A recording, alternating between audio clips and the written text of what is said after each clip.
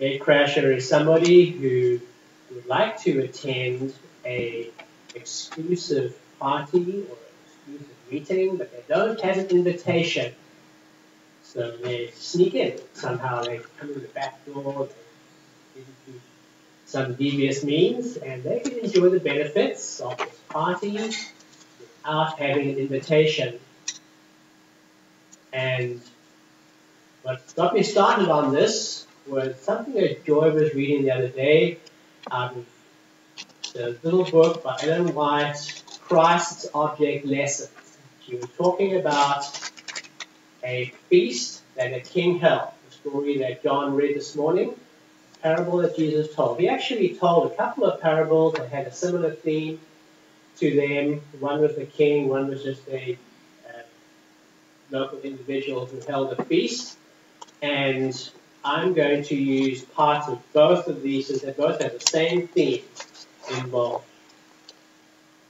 So who loves a wedding? Not very many of you. Mostly ladies. I'm not into weddings myself. I have to agree with the majority of you today. But there is one wedding feast that you do not want to miss. That is the one referred to by Jesus in this parable. This is the great feast one day in heaven when we will all meet together with God. As a church will be reunited with God in the great wedding feast. And the added incentive to attend this feast is that if you don't make it, you'll be in outer darkness where there is weeping and gnashing of teeth. I'd rather not be there. So the wedding feast is a good alternative. So the good news today is that you don't have to gate crash this wedding feast. You have an invitation. The invitation is in the Bible. But it comes also with a warning. Don't throw your invitation in the trash. And then try to gate crash. Not going to work out well for you.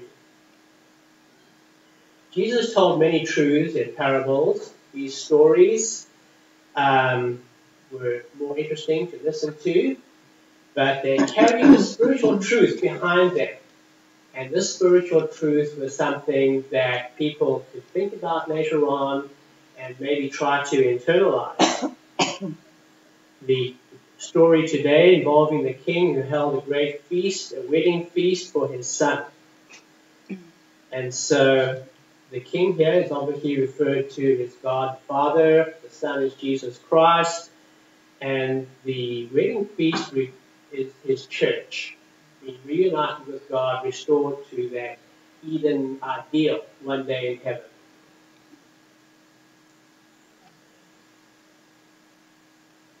So in Jesus' day, a feast was a big occasion. I guess they didn't have TV or internet back in those days. There wasn't much socializing besides getting together and fellowshipping with each other. And the Jews paid a lot of significance to a feast. And they envisioned that great feast one day, and the feast on earth, their feast on earth were kind of a small pointing forward to what that great feast one day in heaven would be, and with the day when they would sit down with Abraham, Isaac, and Jacob, and they could imagine in their mind's eye these unwashed masses, these Gentile people looking on with longing eyes. And then what says, this was a theme in which they delighted to dwell. They were the chosen people. They were the elect in God's eyes. They were going to this wonderful feast in heaven with one day, and all of these heathen people would be left out of this feast. So Matthew 22 in verse 4 says, and then he sent some more servants and said, tell those who have been invited, I have prepared my dinner. My oxen and fattened cattle have been butchered. Everything is ready. Come to the wedding banquet. This is the invitation that God extends to everybody. It says then in verse 5 that they paid no attention and went off, one to his field, another to his business. The rest seized his servants and mistreated them and killed them. The king was enraged and sent his army and destroyed those murderers and burned their city. So this is very clearly referring back to the Jews, the way they treated the prophets of God, who sent the invitation to repent and to restore their lives back to God's ideal. People paid no attention and they did their own thing. In one paragraph, Jesus summed up the Jews' rejection of God's mercy and provision. In the other parable, there is more about these excuses, and I want to share some of what Ellen White said about that in Christ Object Lessons. It says none of the excuses, so the excuses in this case were, I must go and see my new property, I must test my new oxen, and I have married a wife. Those are the three excuses mentioned in that parable. It says none of the excuses were found on a real necessity. The man who must needs go and see his piece of ground had already purchased it. His haste to go and see was due to the fact that his interest was absorbed in his purchase.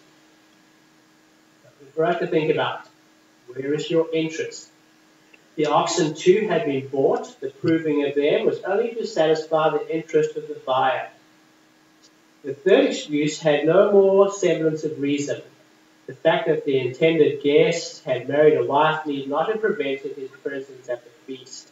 His wife also would have been invited, but he had his own plans for enjoyment, and these seemed to him more desirable than the feast he had promised to attend.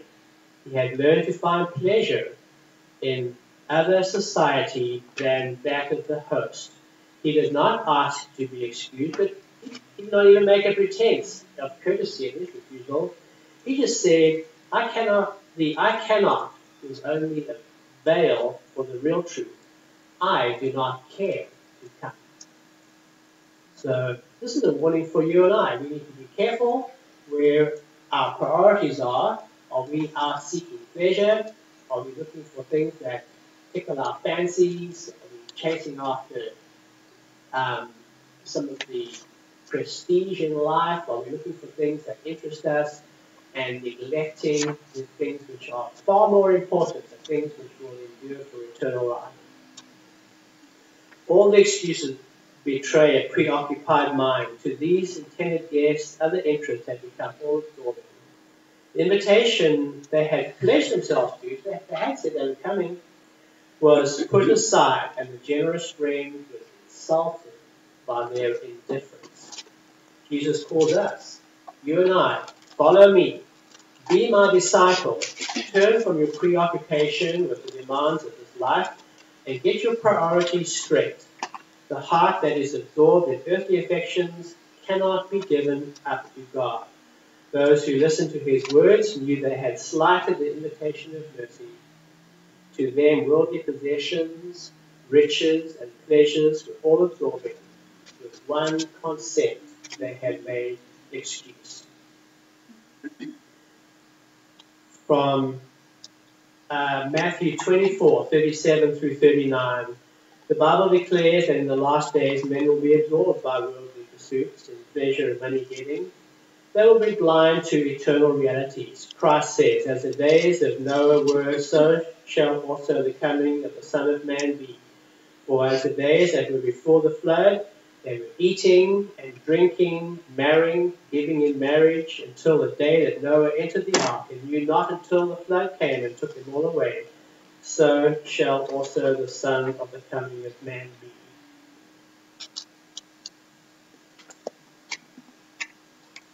With the invitation rejected, the king had an empty banquet hall, and he sent his servants out into the streets to find new guests. Search the homeless shelters, the poor, the ignorant, the high and the low. The Bible says they came in, both bad and good.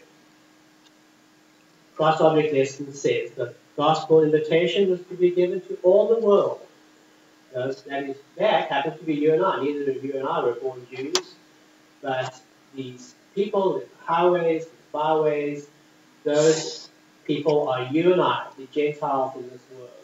And we have the invitation also to attend this wedding banquet. So the gospel invitation is to be given to all the world, to every kindred, every nation and kindred and tongue and people, from Revelation 14:6.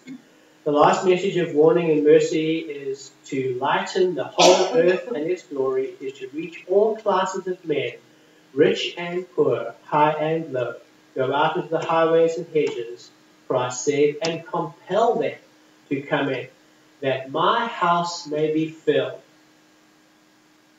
The servants of God are not to wait for souls to come in. We must seek them out where they are. When the word has been preached in the pulpit, the work has just begun. There are multitudes who will never be reached by the gospel unless it is carried to them. People are not going to walk in these doors to see that message, but it is only as we rub shoulders with our neighbors and friends every day that the gospel can be carried to them. Jesus says in Matthew 11:28 through 30, "Come unto me, all ye that labor and are heavy laden, and I will give you rest. Take my yoke upon me, and learn of me, for I am meek and lowly in heart, and ye shall find rest unto your souls. For my yoke is easy, and my burden is light." Especially back when I was in school, that text was a favorite of mine. I felt so burdened. And, sometimes we try to carry these burdens on our own. I'm reminded of the story of a missionary picking up a local lady who was carrying an extremely heavy load on her head, and she needed a ride, so the missionary stopped, picked her up, popped in the back of the pickup, and they were driving along, and he noticed that she was still carrying her heavy bag on her head, and he said, put it down. Put it down, you don't have to carry it. "Oh no," she said, "you've been so kind to pick me up, and I can't make you carry this load as well." So misunderstood physics, and you can joke about it, but sometimes we do the same thing. We are carrying a load which we can just put down.